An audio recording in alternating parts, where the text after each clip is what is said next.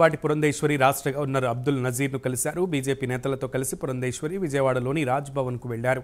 AP ఆర్థిక స్థితిగతులపైన వివరాలు బహిరంగపరచాలని ప్రభుత్వాన్ని ఆదేశించాలని గవర్నర్ను పురంధేశ్వరి కోరారు. ఈ మేరకు ఆమె వినతిపత్రం ఇచ్చారు. ప్రభుత్వ ఆస్తులను తనఖా పెట్టి అప్పులు తీసుకొచ్చారని, ఆదాయం లేని కార్పొరేషన్లు పెట్టి వాటిపై అప్పులు తీసుకువచ్చారని ఆరోపించారు.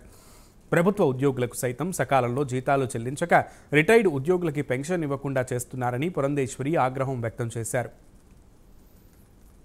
నిబంధనలు ఏవైతే ఉంటాయో వాటిని ఉల్లంఘించి ప్రభుత్వ ఆస్తుల్ని సైతం తనఖా పెట్టి, అంటే మనందరికీ తెలుసు, మన సెక్రటేరియట్ని కూడా రాష్ట్ర ప్రభుత్వం తనఖా పెట్టినటువంటి విషయం మనందరికీ తెలుసు. కనుక ఏ విధంగా ఈ ప్రభుత్వ ఆస్తుల్ని తనఖా పెట్టి అప్పులు తెచ్చారు, అదేవిధంగా కార్పొరేషన్ని నెలకొల్పి, ఆదాయం లేనటువంటి కార్పొరేషన్లు నెలకొల్పి ఆ కార్పొరేషన్ పేరున అప్పులు తీసుకుని వచ్చి, అదేమిటంటే నిస్సిగ్గుగా ఈ కార్పొరేషన్లు చేసినటువంటి అప్పులు మాకు అసలు ఎటువంటి సంబంధం లేదు అని చెప్పి ప్రభుత్వం బుకాయించడం. దీనికి తోడు ఏదైతే ఈ అప్పులు చేసి తీసుకొస్తున్నటువంటి సందర్భంలో